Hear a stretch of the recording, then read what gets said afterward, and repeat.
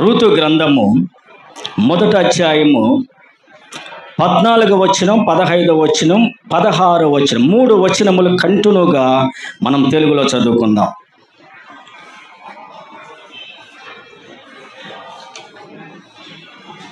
Ruth గ్రంథము మొదటి అధ్యాయము 14 నుంచి 16.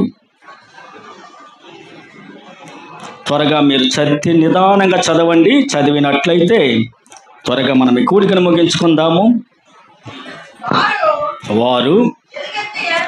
వారు ఎలుగెత్తి ఏడవగా ఓర్ప తన అత్తను ముద్దు పెట్టుకొనెను. రూతు ఆమెను హత్తుకొనెను. ఇట్లు ఉండగా ఆమె, ఇదిగో మీ తోడి కోడలు తన జనుల యొద్దకును తన దేవుని యొద్దకును వెళ్ళిపోయినదే.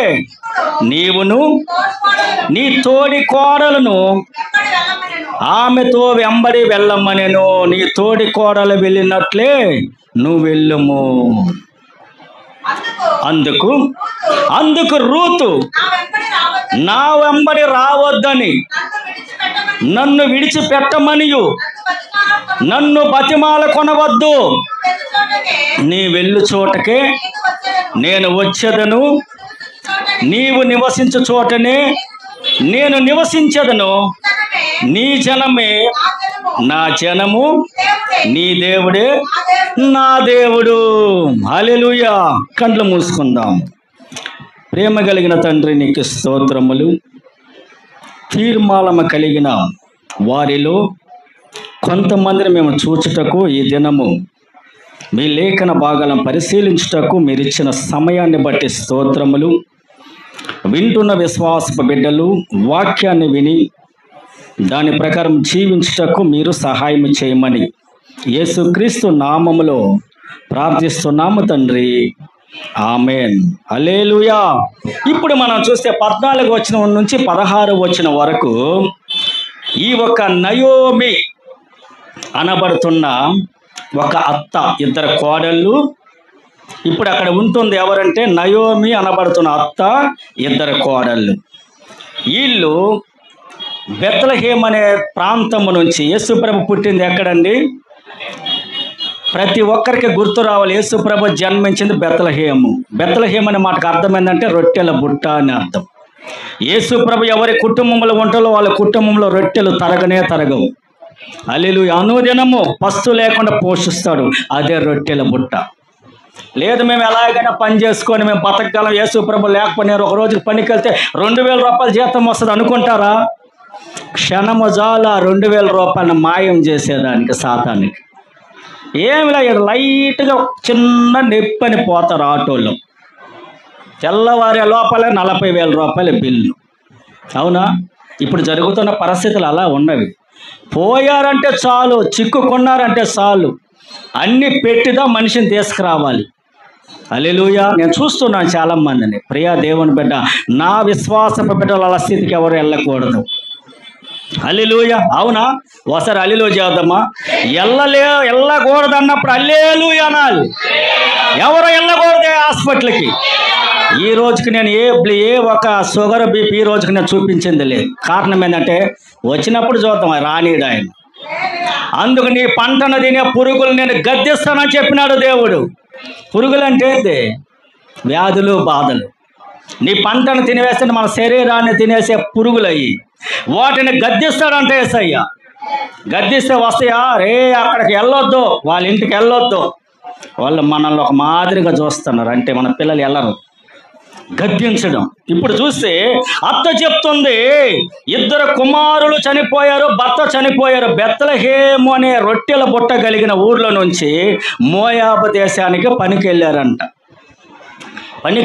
ఏమండి, అక్కడ మీరున్నదే యేసుప్రభు జన్మించిన కాడ లేదా? సంపాదిస్తే చాలామంది అంటారు ఇక్కడ చాలా సంపాదించే దినాలు ఇక్కడ ఉంది, చాలా దూరం వెళ్తారు. ఎందుకంటే ఇక్కడ వాళ్ళకి ఏమైందో తెలియలే.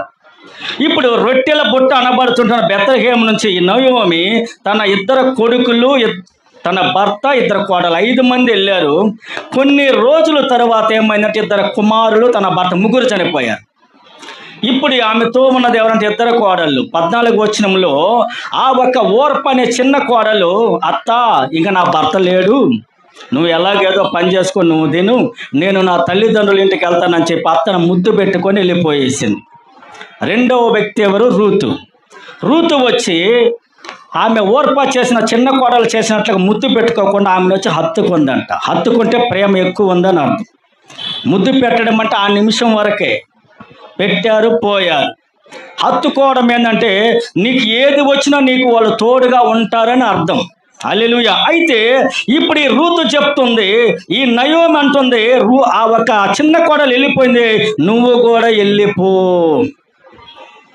నేను ముసల్దాన్ని అయిపోయాను, చిన్న కోడలు పోయింది, మీరు ఎట్నో మీ తల్లిదండ్రుల ఇంటికి వెళ్ళి బతకండి అని చెప్తే, ఈ చిన్న కోడలు రెండవ కోడలు అంటుంది రూతు, నువ్వు నన్ను వెళ్ళమని చెప్పి నువ్వు నన్ను బతిమలాడవద్దు, నేను వెళ్ళను, నీ జనమే నా జనము, నీ దేవుడే నా దేవుడు అని ఒక తీర్మానం. అదే తీర్మానం ఫస్ట్ చెప్పాను కదండి, ఒక తీర్మానం. దేవుడు నన్ను ఈ స్థలానికి వెళ్ళమని, ఎక్కడికి నేను వెళ్తాను, ఎక్కడే నేను ఆశీర్వాదం పొందుకొని ఒక తీర్మానం కలిగి నువ్వు వస్తేనే దేవుడు నిన్ను ఆశీర్వదిస్తాడు. హల్లెలూయా.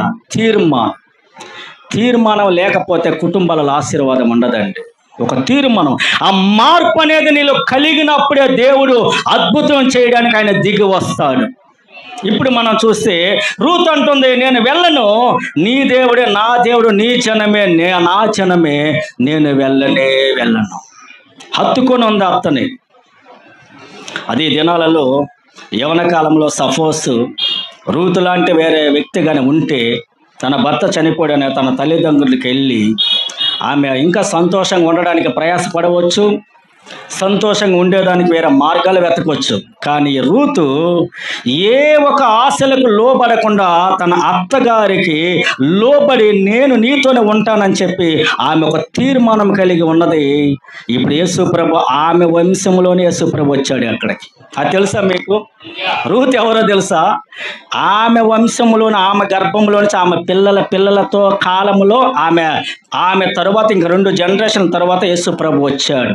అంటే ఆనాడు రూతు తీసుకున్న ఒక తీర్మానం, విశ్వాసం కలిగితే ఆమె జనరేషన్ రక్త సంబంధంలో యేసుప్రభు ఒక తీర్మానం చేసుకున్నాడు. హల్లెలూయా. అదొకటి అయిందా? మొదటికి ఇప్పుడు ఆమె వచ్చిందా? ఆ ఒక బెత్లెహేము దేశానికి మరలా వచ్చారు. బోయజ్ అనే ధనవంతుడు ఆమెకు భర్త అయ్యాడు. ఇప్పుడు ఏమైపోయింది? ఆమె పెద్ద ఐశ్వర్యవంతురాలుగా మార్చబడింది. తన రెండవ కోడలు చేసినట్లుగా ఆమె కానీ చేస్తుంటే ఈరోజు రూతు పేరుకి అర్థమే ఉండదు.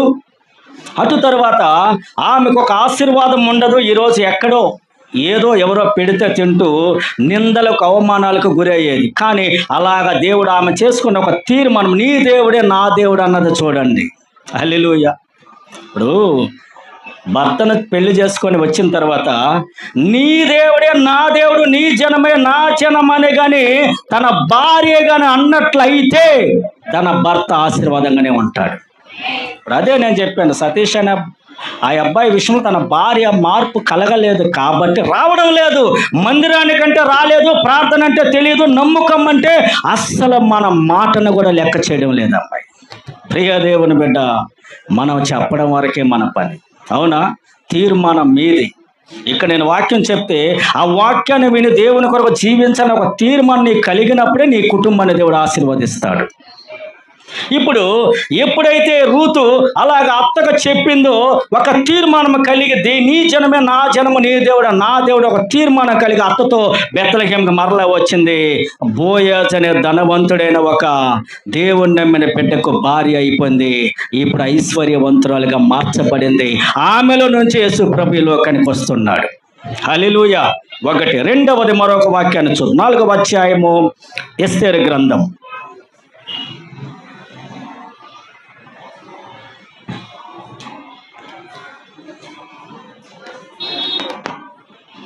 ఎస్తేరు 4:15-16.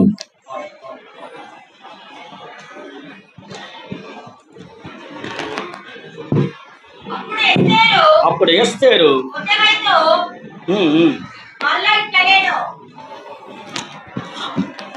4:15 ఎస్తేరు మొర్దెకైతో మరలా ఇట్లా నేను నీవు పోయి షూషను నందు కనబడిన యూదులందరినీ సమాజ మందిరమునకు అందరిని సమకూర్చి నా నిమిత్తము విశ్వాసం ఉండి 3 దినములు అన్నపానములు చెయ్యకుండుడి, నేనును నా పనికత్తెలను కూడా ఉపవాసముందుము. ప్రవేశించుట న్యాయ విరిక్తముగా ఉన్నను, నేను రాజునొద్దకు ప్రవేశింతును. నేను నశించెదను. హల్లెలూయా. నేను నశించెదను. ఇప్పుడు అహశ్వరేషు రాజు అనే ఒక వ్యక్తికి ఒక భార్య కావాలని చెప్పి పలు దేశాలలో ప్రకటన ఇచ్చారు. ఆ రాజుకు భార్య ఉండడానికి అంత యవనస్తులు ఆ ఒక రాజుకి భార్య కావాలి కదా, అందరూ బాగా రెడీ అయిపోయి లైన్గా రాజు దగ్గరికి వెళ్ళాలని చెప్పి అక్కడ తీర్మానం కలిగి ఒక ప్రకటన చేశారు. ఇప్పుడు రాజు దగ్గరికి భార్య కావాలంటే ఎలాంటిది మనిషి వెళ్ళాలండి? రాజుకు నచ్చాలంటే మంచి మేకప్లో మంచి సౌందర్యం అంటే కలరు, అలా ఉండప్పుడుదా రాజుకి నచ్చుతుంది. అవునా? పెద్దోళ్ళు ఒక మాట అన్నారు, రాజు మెచ్చిందే రంభ అన్నారు. ఒకసారి మా మామగారు ఇప్పుడు హాస్పిటల్ ఉన్నాడు కదా, వాళ్ళ చిన్న తమ్ముడు ఒక ఆయన ఉన్నాడు. ఈరోజు ఆంధ్రప్రదేశంలో ఆ కాలనీలు కట్టి ఉన్నారంటే ఆయన చేసిన పుణ్యం. ఎన్టీ రామారావు దగ్గరికి వెళ్ళి ఆ ఒక స్కీమ్ తీసుకొచ్చి తిరిగి ఆ కాలనీలు తీసుకుని వచ్చారు. ఒక్కొక్క కాలనీ వచ్చి 1800 స్క్వేర్ ఫీట్లు కలిగిన స్థలాలు, పెద్ద స్థలాలు తీసుకొచ్చాడు. ఆయన ఇంత హైట్ ఉంటాడు. ఆమె మా అత్తగారు ఉంది కదా, మా మామ భార్య, ఇంతే ఉంటుంది. అయితే మంచి కలరు, రోజ్ కలర్, మంచి కలరు. వాళ్ళు అడిగారు, పెద్దోళ్ళు అడిగి, నువ్వు ఇంత హైట్ ఉన్నావు కదా, ఈమెను ఎలా చూసి మెచ్చి నేను చేసుకున్నావురా అని అడిగితే, నా కళ్ళు పెట్టుకొని నువ్వు చూడు అన్నాడు. హల్లెలూయా. ఎవరన్నారు? మా మామ. అంటే ఆయన కళ్ళకి రాజు మెచ్చిందే రంభ. అంటే రాజుకు నచ్చిందంటే కలర్ అవసరంలే, ముఖకాంతిలోనే దేవుడు కలిగిస్తాడు ఒక తీర్మానం. వెంటనే ఆ ఒక స్థలానికి వెళ్ళిపోయింది. ఇప్పుడు తన తండ్రి, పిన్న తండ్రి అంటే ఎవరండి? చిన్నాన్నగా చెప్తుంది, నేను రాజు దగ్గరికి చూడండి, ఇప్పుడు రాజు దగ్గరికి పోవాలంటే బాగా మేకప్ చేసుకొని బాగా అందంగా పోవాలంటే ఉపవాసం తప్పితే ముఖం అంతా వాడుతుంది. అవునా? ఉపవాసం ఉంటే ముఖం వాడిపోతుంది. ఆ ముఖం వాడినప్పుడు అందము డల్ అవుతుంది. అవునా? లేడీస్కు తెలుసు. నేను దాన్ని పెద్దగా పట్టించుకొని ఏదో పౌడర్ పూసుకుంటాను అంతే. హల్లెలూయా. ఎందుకంటే ఈ లోకంలో అవి శాశ్వతం కాదు. అయితే ఇక్కడ అంటాడు, ఆమె అంటుంది, అయితే రాజు దగ్గరికి వెళ్ళాలంటే ఎలాంటి బాగా పుష్టిగా ఉండాలి, బాగా అందంగా నచ్చితేనే రాజు ఓకే చెప్తాడు, అప్పుడు రాజు భార్యగా మారుతారు. అయితే ఇప్పుడు ఎస్తేరు అంటుంది, ఒక యూదుల కుటుంబంలో యేసు ప్రభు యూదా గోత్రపు చెందిన వ్యక్తి. హల్లెలూయా. ఈ యూదా గోత్రం నుంచి వచ్చిన ఎస్తేరు రాజు దగ్గరికి నేను వెళ్తాను, ఉపవాసం ఉంటాను 3 దినాలు అని తన చిన్నాన్నగా చెప్పి అందరినీ విశ్వాసముతో ఉపవాసముతో 3 దినాలు ఉండమని చెప్తుంది. సమాజ మందిరంలోనికి వెళ్ళి, నేను రాజు దగ్గరికి వెళ్తున్నాను, నేను ఉపవాసంతో ఉంటా. అయితే మీరు ఉపవాసంతోనే రాజు దగ్గరికి వెళ్ళి మీరు మనం ప్రార్థన చేస్తే రాజుకు భార్యగా నేను కానీ సెలెక్ట్గానైతే ఇశ్రాయేలు గోత్రాన్ని నేను కాపాడుతాను. ఇప్పుడు ఎస్తేరు కానీ అక్కడికి వెళ్ళకపోతే ఇక కొన్ని దినాలలో ఇశ్రాయేలు ప్రజల గోత్రాన్ని లేకుండా చేయడానికి ఒక రాజు మంత్రి, హామాన్ అనే మంత్రి రెడీగా ఉన్నాడు. పన్నాగం బట్టి ఉన్నాడు. ఇశ్రాయేలు గోత్రమే ఉండకూడదు ప్రపంచంలో. కొడుతున్నారు చూసారా? 90 లక్షల మంది. వాళ్ళు ఉండేది ఎంతమంది? ఇశ్రాయేలీలు. బైబిల్లో మనకు ఉంటున్నా ఆ ఇశ్రాయేలీలు ఉన్నారు కదా, ఎంతమంది ఇప్పుడు ఆడ ఉన్నారు తెలుసండి? వాళ్ళ దేశంలో యెరూషలేములో 90 లక్షల మంది. వాళ్ళు కొడుతున్నది భయపడిపోతున్నారు. ఇరాన్ అనే పర్షియా దేశము, బబులోన్ దేశం ఉంది కదండి, ఆ ప్రక్కలో ఉంటుంది పారసీకపు దేశము. ఈ దేశాన్ని ఇప్పుడు వాళ్ళు కొడుతుంటే ఇట్లా పెడుతున్నారు. ప్రపంచంలో అతి తెలివి కల్లోళ్ళు ఎవరంటే ఇస్రాయేల్. వాళ్ళ దగ్గర ఉంటున్న సామాగ్రి ఎవరి దగ్గర లేదని భయపడుతూ ఉన్నారు. ఒక బాంబుగా నేసాడంటే 2 కిలోమీటర్ల దూరంలో ఒక్క మనిషి కూడా మాట్లాడలేడు, మైకం వచ్చి పడిపోతారు. 200 కిలోమీటర్లు. అప్పుడు గుర్తు చేసుకోండి, ఒక బాంబు వేస్తే 200 కిలోమీటర్లు ఇక్కడ నుంచి ఒంగోలుకి వచ్చి 300 కిలోమీటర్లు ఆంధ్రాలో, నాకు గుర్తుంది కాబట్టి. దానికి ముందు కావలి ఉంటుందా, 2 నుంచి కావలికి, ఆంధ్రాకి పోయేలుగా తెలుసు కావలి ఎంత దూరం, నాకు ఇటు సైడ్ తెలియదు కాబట్టి.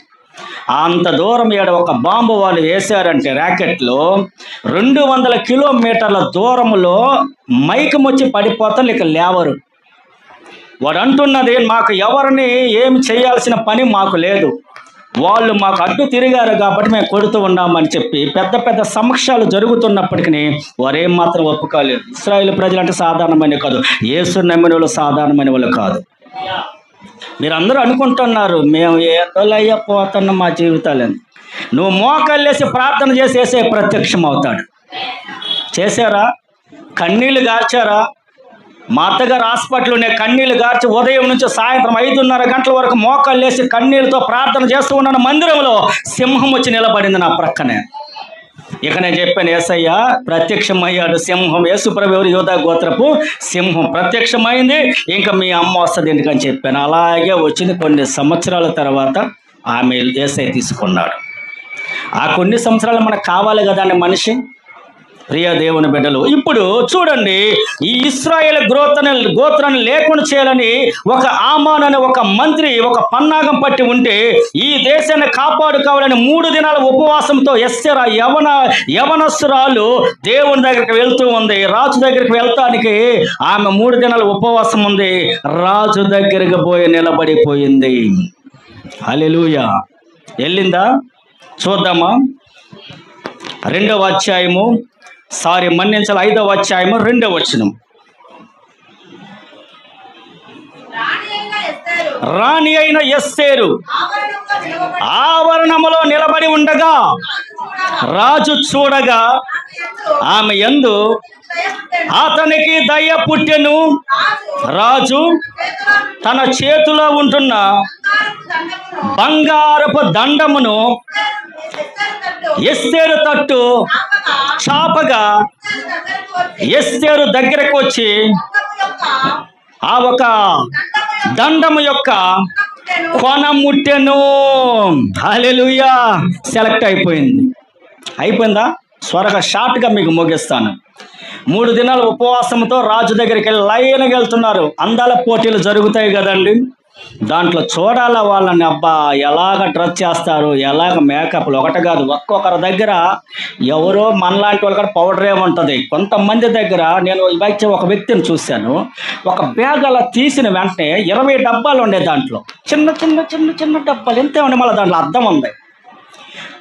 ఇట్లా ఓపెన్ చేసిన వెంటనే ఇంత చిన్న డబ్బాలు ఎట్టతాయి వాళ్ళకి. ఒకదాని మీద ఒకటి వేస్తున్నారు. ఇక్కడ ఒక రంగు, ఇక్కడ ఒక రంగు, ఇక్కడ ఒక ఆపిల్ కలరు, ఇక్కడేమో దానిమ్మ కలరు, రంగులకు వేస్తూ ఉన్నారు.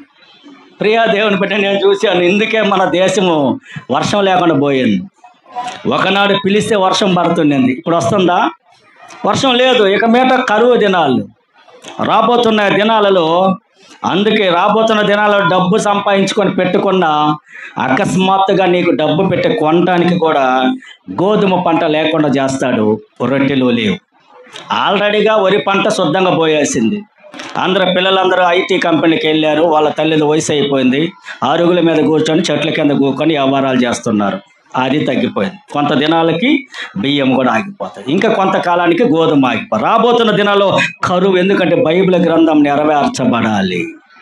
అప్పుడు ఇవన్నీ జరుగుతున్నప్పుడు కానీ నీలో ఉంటున్న విశ్వాసాన్ని బట్టి దేవుడు నిన్ను తీసుకొని పరలోకంలో పెడతాడు. హల్లెలూయా. అక్కడ పోతే గోధుమ పంట లేదు, వరి పంట లేదు, ఆకలి లేదు, దప్పిక లేదు. మెయిన్ పరలోకంలో లైట్లే లేవు. అది తెలుసా మీకు? యేసు ప్రభువే వెళ్ళి చూసారా? చదవండి. అందుకే బైబిల్ చదవమని చెప్పేది. అట్టయినా మీరు చదవుతారనే నేను చెప్పలేకపోతే రెఫరెన్స్ చూపిస్తా. కానీ నాకు ఇచ్చిన టైము దగ్గరికి వచ్చింది. హల్లెలూయా. చూడండి, ఇప్పుడు ఎస్తేరు 3 దినాలు ఉపవాసంతో ఉంది. రాజు దగ్గరికి వెళ్ళిన వెంటనే ఆ సింహాసనం దగ్గర రాజు ఒకటి ఇలా పట్టుకుంటాడు. దాన్ని ఏమంటారు? దండం. అది ఎలా ఉంటుందో మనమైతే చూడలేదు, కానీ రాజుల దగ్గర ఉంటుందంట. ఆయన దండం ఇట్ట పట్టుకుంటాడట ఒక కంబీలాగా. అది బాగా చేస్తారేమో విధంగా డిజైన్గా ఇలా పట్టుకున్నాడు. సింహాసనం మీద కూర్చున్నాడు. లైన్కి వస్తున్నారు లేడీస్. అలాగే ఎస్తేరు వచ్చి నిలబడిపోయేసింది. రాజు అలాగే ఆ దండాన్ని బట్టి ఎస్తేరు వైపు పెట్టి చూపించాడు. ఆడ అలాగే ఉందా? రాజు వచ్చి నాకు ఆమె నచ్చింది మనలాగా చెప్పరు. ఒక్కసారి చెప్పాల్సిన మాట నాకు నచ్చింది అమ్మ, నేను చాలాసార్లు చూశాను, నచ్చింది నచ్చింది నచ్చింది. వీళ్ళే ఒక్కసారి చెప్తే చాలు, వీడు ఎక్కువ చెప్పిన వెంటనే వీడు ఎంత పడ్డట్టు అర్థమవుద్ది. అవునా? ఒకసారి నాకు నచ్చిందంటే సరే, నాకు అధికంగా నచ్చింది, చాలా మంచిది, చాలా మందిని విచారించినంటే వీడు ఆల్రెడీగా వెంటబడి అన్నీ తెలుసుకున్నట్టు ఉంది అని అర్థం. అవునా?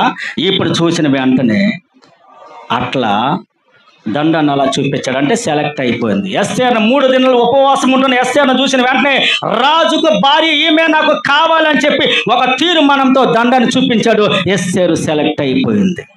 లేదంటే ఈరోజు ఇశ్రాయేలు ప్రజల గోత్రమే లేదు. ఆ రోజు ఎస్తేరు 3 దినాలు ఉపవాసంతో రాజు దగ్గరికి వెళ్ళబట్టి ఈరోజు ఇశ్రాయేలు దేశం ఉంది. హల్లెలూయా. దానికి కారణం ఒకే ఒక ఎస్తేరు, తన ఉపవాసము, దేవుని మీద నమ్మకం. అందుకే చెప్పాను, ఉదయాన్నే మీకు చెప్పాను, వచ్చిన మీరు ఒక తీర్మానం కలిగి ప్రతి వారము దేవుని సన్నిధికి వెళ్తాను ఒక తీర్మానం చేసుకోండి. సావైనా కూడా నువ్వు మందిరానికి వచ్చే వెళ్ళాలి. నా ఒక ఒపీనియన్ అది. నేను అట్నే చేస్తాను. మందిరం చూసుకుని వస్తాను. 7 గంటలకు ఆల్రెడీ 7 గంటలకు 6 గంటలకి తాగుబోతుల గ్యాంగ్ కూర్చొనే ఉంటుంది ఆడ. మన మోహం ఉంది. వాళ్ళే ఎట్టెట్టో వస్తే తెలియదు. వాళ్ళకి నిజంగా ఏడిపోరాదు. తుడుస్తుంటా కన్నీళ్ళు. వాడు నిజంగా ఏడుస్తుండా, ఈ తాగిన బోధలు ఏడుస్తుండా అర్థమే కాదు మనకి. మనం పోయాలి కాడ ఒక గుంపు ఉంటుంది, గాలికి తిరిగి వాళ్ళు ముందే కూర్చుంటారు ఆడ. మొదటగా అంటాడు, మొదట నా రాజ్యంలో నీతిని నువ్వు వెతుకు, అటు తర్వాత ఈ లోకంలో అన్ని నీకు ఇవ్వబడును. మొదటగా దేవుని మందిరానికి వచ్చిన తర్వాత నువ్వు ఎక్కడికైనా వెళ్ళు, దేవుడు నీతో ఉంటాడు, నిన్ను ఆశీర్వదిస్తాడు. సాకు దొరికితే చాలు ఆదివారం మందిరానికి వెళ్ళకుండా ఉండడు. చిన్న సాకు ఎవడన్నా ఒకడు వస్తే చాడు. మా ఇంట్లో చుట్టాలు వచ్చినా కూడా సరే, మీరు అన్నీ వండుకొని తినండి, ఇదిగో ఉంద తినండి అని మేము వస్తాం. మేము ఉండము ఏ రోజు కూడా. మా నాన్న వచ్చినా కూడా సరే, ఇంట్లో ఉండు పండుకో. మేము మాత్రం మొదటగా మందిరానికి వెళితేనే నాకు ఆశీర్వాదం. నువ్వు వచ్చిన మన ఎదురు కూర్చో, రా నాన్న అది తీసుకొచ్చి ఇది తీసుకొచ్చి పెట్టానుకో, ఇవాళ తిని రేపు పోతావు, అంతేనా? కానీ నా యేసే నాతో ఉండాలి కదా. హల్లెలూయా. ఒక తీర్మానం నీలో కలిగినప్పుడే దేవుడు నీ జీవితాన్ని మార్చేస్తాడు. తీర్మానం లేకపోతే జీవితాలు మారుతాయని ఇంక వేరే దారులను వెతికినా సరే అవ్వదు. మారు మనసు కలగందే, దేవుని మీద నీకు పట్టుదల కలగందే, ఒక తీర్మానం లేనిదే నువ్వు ఎంత చేసినా సరే అది ఇంట్లో నిలవదు కదా. పోషిస్తాడు దేవుడు. ఆయన కనికరం గల దేవుడే. కానీ ఒక అభివృద్ధి అనేది నీ జీవితంలో రావాలంటే నీలో ఒక మార్పు కలగాలి, ఒక తీర్మానం కలగాలి. ఇప్పుడు ఎస్తేరు ఒక తీర్మానం చేసుకొని ఉపవాసంతో దేవుని సన్నిధికి వెళ్ళాను. న్యాయ విరక్తము కలిగిన పోయినా సరే, నేను నశించినా కూడా పర్వాలేదు, నశించినా కూడా నశించదను, రాజు దగ్గరికి వెళ్తాను, మన గోత్రాన్ని కాపాడుకుంటానని 3 దినాలు ఉపవాసంతో దేవుని సన్నిధిలో ప్రార్థన చేసింది. రాజు దగ్గర పోయి నిలబడిపోయింది. రాజుకి ఆమె నచ్చింది. హల్లెలూయా. ఒక తీర్మానం నువ్వు చేసుకోండి. అది యవన బిడ్డలకి ఈరోజు ఆలస్యంగా మందిరాన్ని ఆరంభించడానికి నేను ఒక్కడనే నిలబడి పాడుకుంటే 4 గోడలు వింటాయి. ఆ వాసే వాళ్ళు అనేసి సౌండ్ ఇన్న వస్తారంటే వాళ్ళు ఇప్పుడు ఇంతకుముందు 8:30కు వస్తున్నారు. తీర్మానం ఇది ఉన్నారు కదా, లెఫ్ట్లో ఉన్నారు చూడండి, లెఫ్ట్ ప్రక్కన ఉన్నారు కదా, 8:30కు వస్తున్నారు. ఆ తర్వాత 9 అయింది, ఇప్పుడు 9:30 అయింది. 9:30 అయినా కూడా 9:30 దాటి 40కి వచ్చేళ్ళకి చిన్నగా వస్తాను. పోదమా వాద్దమా కూర్చుందమ్మా, ఒక తీర్మానంలే, వాళ్ళు మనకేం వచ్చిందిలే. హల్లెలూయా. నువ్వు దేవుని సన్నిధికి పరుగులు ఎత్తుకొని వచ్చి ఏదైనా ఒకటి చేస్తానన్న ఒక తీర్మానం కలిగి నువ్వు ఉండు, దేవుడు నీ జీవితంలో గొప్ప కార్యాలు చేస్తాడు. 7:30కు వస్తాను. ప్రతి దినము నేను ఆ ఒక సీపురు తీసుకొని అంతా తుడుస్తాను, మైకు పెడతాను, అన్ని తుడుస్తాను, ఇదంతా తుడుస్తాను, అలాగ కూర్చొని ప్రార్థన చేస్తాను. హల్లెలూయా. నా జీవితం దేవుడు బాగు చేస్తాడు. తీర్మానం. ఏదో పోయాం వచ్చామంటే అట్నే ఉంటాయి ఆశీర్వాదాలు. అభివృద్ధి అంటే ఎట్లా ఉంటుందంటే డెవలప్మెంట్ అనేది ఉండదు. పోయిందా అయిపోయింది, వచ్చాం తిన్నామా పడుకున్నాం. హల్లెలూయా. ప్రియ దేవుని బిడ్డ, ఒక తీర్మానం కలిగి ఇప్పుడు 2వ అధ్యాయం 17 వచనం అక్కడ చూద్దాం. 2:17 ఎస్తేరు గ్రంథం.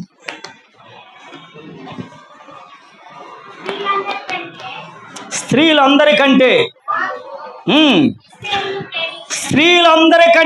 ఎస్తేరును ఎక్కువగా ప్రేమించెను. ఆమె అతని వలన దయాదాక్షిణ్యములు పొందెను. హల్లెలూయా. చూశారండి, 3 దినాల ఉపవాసముతో రాజు సన్నిధికి వెళ్ళిన వెంటనే ఎంతో మంది వెళ్ళారు. ముందు నాకు తెలిసి చివరగా ఉందేమో, మధ్యలో ఉందో తెలియదు, కానీ ఆ ఒక లైన్లో స్త్రీలందరికంటే అనే మాటకు ఇంతకుముందు కొంతమంది రాజు దగ్గరకు వచ్చి పోయారని అర్థం. అవునా? స్త్రీలందరికంటే ఇంతకుముందు ఒక బ్యాచ్, ఒక 100 మంది స్త్రీలు ముందు పోయారు. అటు తర్వాత ఎస్తేరు పోయింది. స్త్రీలందరికంటే అంటే ఇంతకుముందు ఒక బ్యాచ్ పోయింది, తర్వాత ఎస్తేరు పోయింది అని అర్థం అక్కడ. అవునండి. కేవలం మీకు అతను అర్థంగా తెలిసినా కూడా చెప్పండి. తెలుగు క్లియర్గా నేను చదివాను కాబట్టి మీకు చెప్తున్నాను వివరంగా. స్త్రీలందరికంటే ఇంతకుముందు ఎవరు ఉన్నారు స్త్రీలు ఆమెకు ముందు అంటే, ఇంతకుముందు రాజు దగ్గరికి కొంతమంది పోయారు. వారెవరో రాజుకు నచ్చలేదు. ఎస్తేరు పోయి నిలబడ్డ వెంటనే రాజు కలలో దయాదాక్షిణ్యము కలిగింది. దయాదాక్షిణ్యం కలగడానికి ఒకటే మార్గం, ఆమె చేసిన మార్గం ఏంటంటే 3 దినాల ఉపవాసంతో ఒక తీర్మానం చేసుకుని, నా గోత్రం నేను కాపాడుకుంటాను, సచ్చినా పర్వాలేదని ఉపవాసంతో దేవుని కాడికి వెళ్ళింది.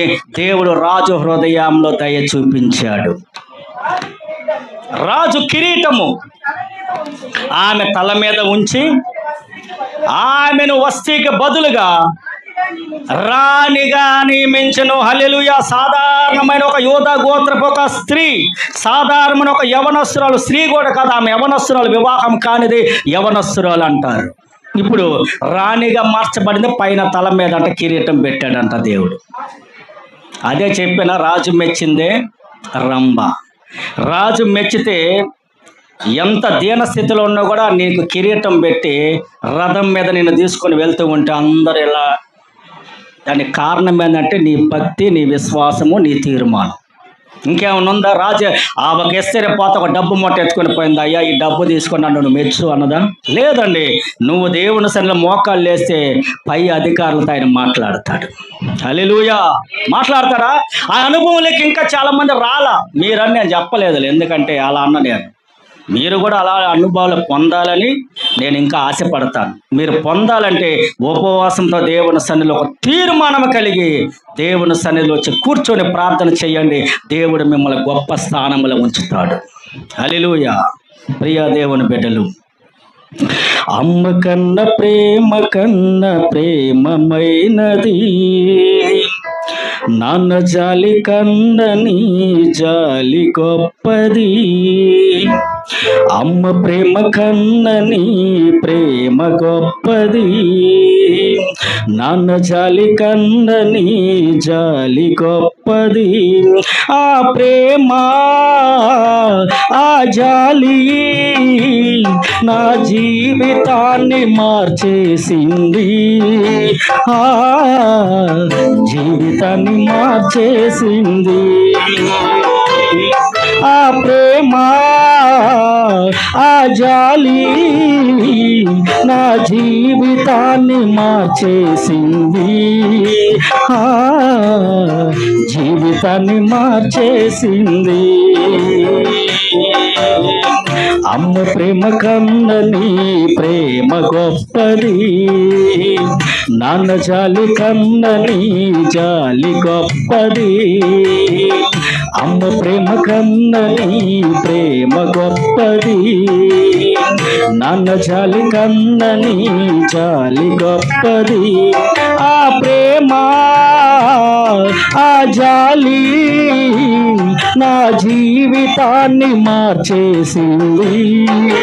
ఆ జీవితాన్ని మార్చేసింది. ఆ ప్రేమ ఆ జాలి నా జీవితాన్ని మార్చేసింది. ఆ జీవితాన్ని మార్చేసింది. అమ్మ ప్రేమ కన్నని ప్రేమ గొప్పది, నాన్న జాలి కన్నని జాలి గొప్పది. అమ్మ ప్రేమ కన్నని ప్రేమ గొప్పది, నాన్న జాలి కన్నని జాలి గొప్పది. అవునయ్యా, నీకు స్తోత్రం. నీ సన్నిధిలో ఉంటున్న నీ బిడ్డలు ఒక తీర్మానం కలిగిన వారై, నేను ప్రతి వారము దేవుని సన్నిధిలో పోయి కనిపెడతాను, సమయానికి వెళ్తాను, ఒక తీర్మానం, ఒక పట్టుదలను మీరు కలుగు చెయ్యండి. అబ్రహాం ఒక తీర్మానం కలిగిన వాడై, దేవానికి స్తోత్రమయ్యా.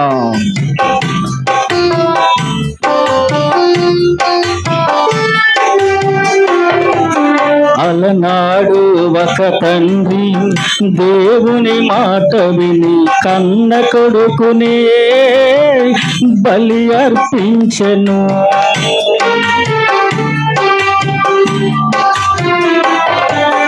అలనాడు ఒక తండ్రి దేవుని మాట విని కన్న కొడుకునే బలి అర్పించెను. క్షణమైనా గాని మరువక నీవు, క్షణమైనా గాని మరువక నీవు రక్షించినావు ఇస్సాకును, కాపాడినావు ఇస్సాకును, రక్షించినావు ఇస్సాకును, కాపాడినావు ఇస్సాకును. అమ్మ ప్రేమ కన్నని ప్రేమ గొప్పది, నాన్న జాలి కన్నని జాలి గొప్పది. అమ్మ ప్రేమ కన్నని ప్రేమ గొప్పది, నాన్న జాలి కన్నని జాలి గొప్పది. ఆ ప్రేమ ఆ జాలి నా జీవితాన్ని మార్చేసింది, ఆ జీవితాన్ని మార్చేసింది. ఆ ప్రేమ ఆ జాలి నా జీవితాన్ని మార్చేసింది, ఆ జీవితాన్ని మార్చేసింది. అమ్మ ప్రేమ కన్నని ప్రేమ గొప్పది, నాన్న జాలి కన్నని జాలి గొప్పది. అమ్మ ప్రేమ కన్నని ప్రేమ గొప్పది, నాన్న జాలి కన్నని జాలి గొప్పది. ప్రియా దేవుని బిడ్డలు, ఒక తీర్మానము కలిగి 100 సంవత్సరములండి వయసు. ఎవరండి గుర్తుందా? అబ్రహాముకి 100 సంవత్సరములు, 75 సంవత్సరములు యేసయ్య పిలిచాడు. నేను నీకు సంతానమిస్తాను అన్నాడు. ఇచ్చాడా? 25 సంవత్సరంలో దేవుని సన్నిధిలో మమ్రే చుట్టూ దగ్గర బలిపీఠం కట్టి రోజు ప్రార్థన చేస్తున్నాడు. 25 ఏండ్లైంది. అబ్రహాముకు 100 సంవత్సరములకి ఇస్సాకును యేసయ్య ఇచ్చాడు. ఇచ్చాడా?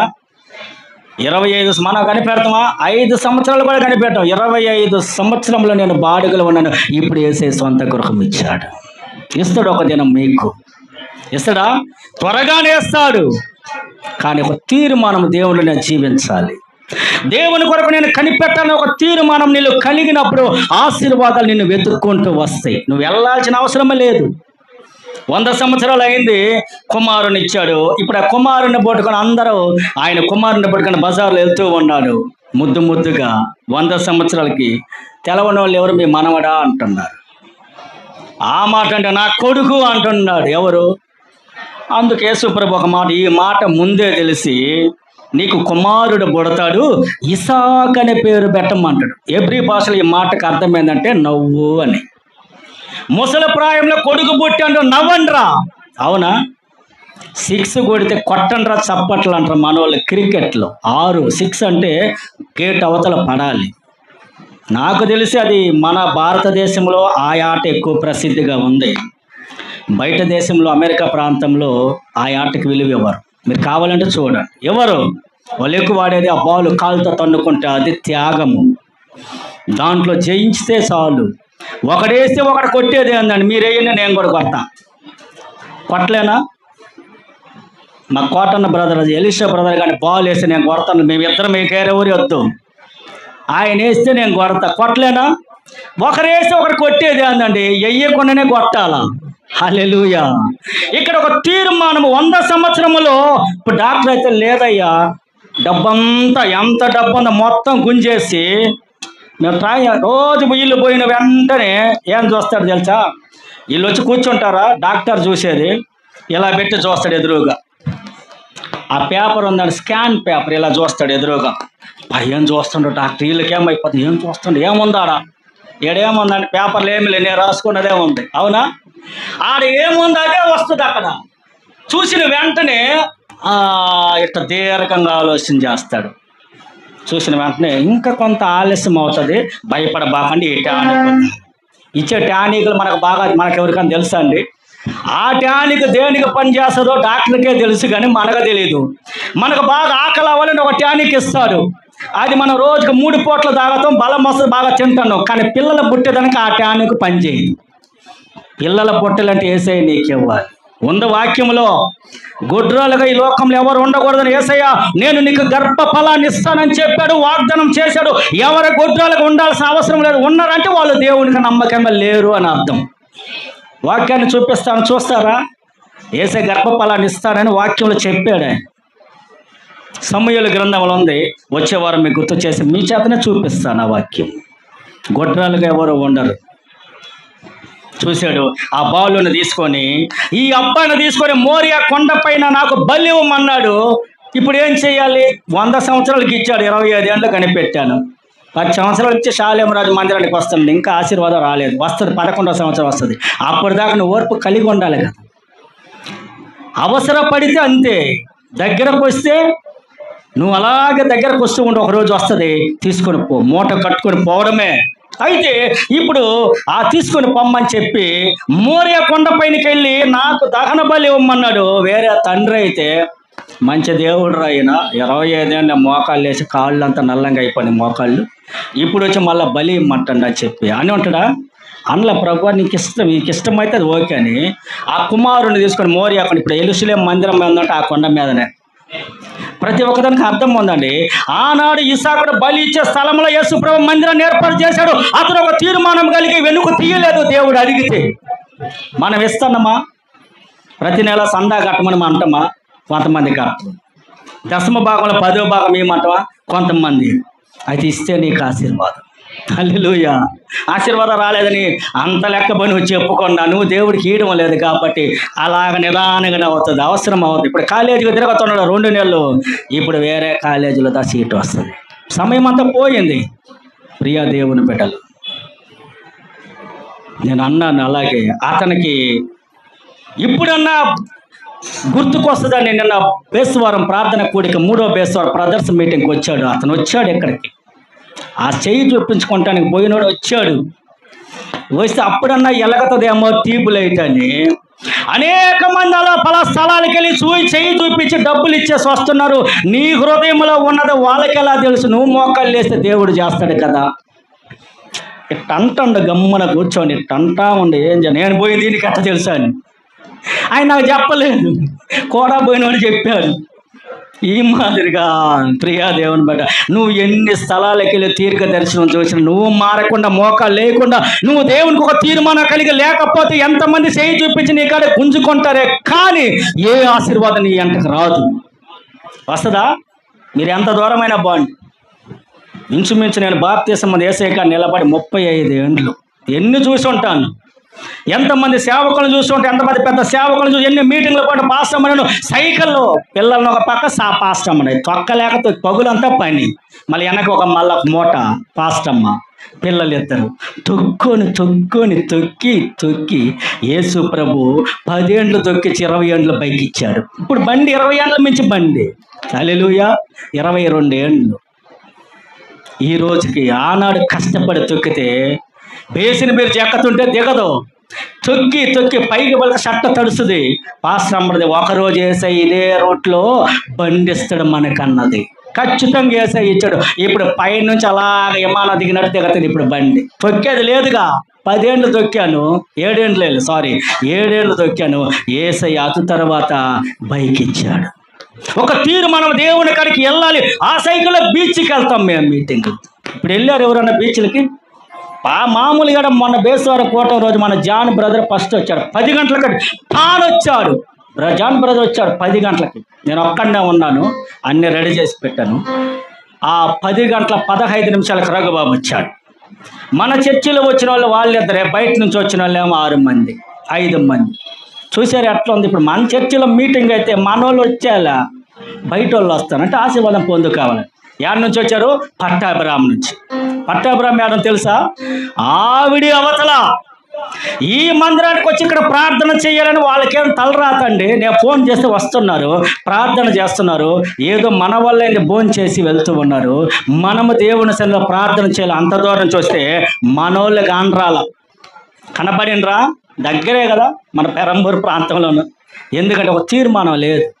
దేవుని సన్నిధికి వెళ్ళాలి. ఒక తీర్మానం ఎప్పుడైతే నీకు కలగతుందో నీ జీవితంలో గొప్ప కార్యాలు. ఎస్తేరుకి ఇచ్చిన ఆశీర్వాదం నీకు ఇస్తాడు, రూతుకి ఇచ్చిన ఆశీర్వాదం నీకు ఇస్తాడు, అబ్రహాముకి ఇచ్చిన ఆశీర్వాదం నీకు ఇస్తాడు.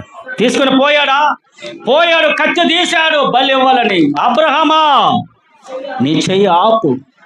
నువ్వు నాకు భయపడుతున్నావో లేదో ఒక చిన్న టెస్ట్, కానీ నేను బలి తీసుకునే దేవుణ్ణి కాదు అన్నాడు. అలాగా అబ్బాయిని తీసుకుని వచ్చాడు. మొన్న బక్రీద్కి అందరినీ మేకలు కోసారంట, గుర్తుందా మీకు? బక్రీద్ పండుగ మేకలను కోస్తారు, అందరికి ఇస్తారు. మన వాళ్ళకి చాలా మందికి ఇచ్చి ఉంటారే. ఎంత ఇస్తారు ఏమో, మనం తిన్నట్టుగా 200 గ్రాములు. అది ఉడికాలకి ఇంకా సగం అవుతుందా? అలాగా అది ఇస్తారు మనకి. అంతకంటే విలువైంది చేసే మనకిస్తారు. అయితే వచ్చాడు అబ్రహాం. ఏం చేశాడు? యేసు ప్రభు బలి తీసుకోలేదు నా బిడ్డనని సంతోషంగా వచ్చి పని వాళ్ళకి ఊర్లో ఉండాలి మొత్తానికి మేకల కోసి బిర్యానీ వేసాడు. అప్పుడే అది బక్రీద్ పండగ. చాలా మందికి తెలియదు అదే బక్రీద్ అంటే. ఆనాడు ఇసాకు బలి అవ్వాల్సిన దానికి దేవుడు చెప్పాడు, నీ మాట తీర్మానం ఎట్లా ఉందని తెలుసుకుంటానికి ఒక టెస్ట్ చేశాను. అయితే ఆ టెస్ట్లో నువ్వు గెలిచావు కాబట్టి నీ బిడ్డ బలి అవ్వడానికి లేదు. అదిగో మేక. ఎదురు చూస్తే ఆ కొండ మీద ఒక మేక పిల్లాడు ఉందండి. ఆ మేక పిల్ల ఆడికి ఎట్టొచ్చింది? ఆ మంచి ఎండజామున యేసు ప్రభు తీసుకొచ్చి అక్కడ పెట్టాడు. నువ్వు ఇంటికి వెళ్ళు, కుమారుడితో సంతోషంగా వెళ్ళు. మళ్ళీ ఆ కొడుకు చేత కట్టెలు మోపించాడు. ఆ కట్టెలు ఎందుకు? దహన బలించడానికి కట్టెలు మోపించిందే కొడుకు చేత. ఈయనకాడ కత్తి ఏం పట్టుకొస్తా, కత్తి, బ్యాగు, సంచి, ఈయనకి సరిపోద్ది లగేజ్. ఇప్పుడు కొడుకున్నాడు, ఆ చిన్న బిడ్డ ఉన్నాడు కదా ఇసాకు చేతికి కట్టెల భుజాన్ని పెట్టాడు. అంత తల మీద మోసుకొని పోతాడు. నాయనా, ఇవన్నీ కట్టెలు ఉన్నాయి, కత్తి ఉంది, అన్నీ ఉన్నాయి, కానీ దహన బలికి గొర్రె పెళ్ళి లేదు అన్నాడు. ఎవరన్నారు ఆ మాట? ఇసాకు అంటే అది యెహోవా చూచుకొను అన్నాడు అమ్మ. అంటే అప్పుడు అర్థమైంది, నిన్నివ్వమని చెప్పాలి. ఆడ విశ్వాసంతో కూడిన మాట అంటున్నాడు. అది యెహోవా చూసుకొనును, నువ్వు రా.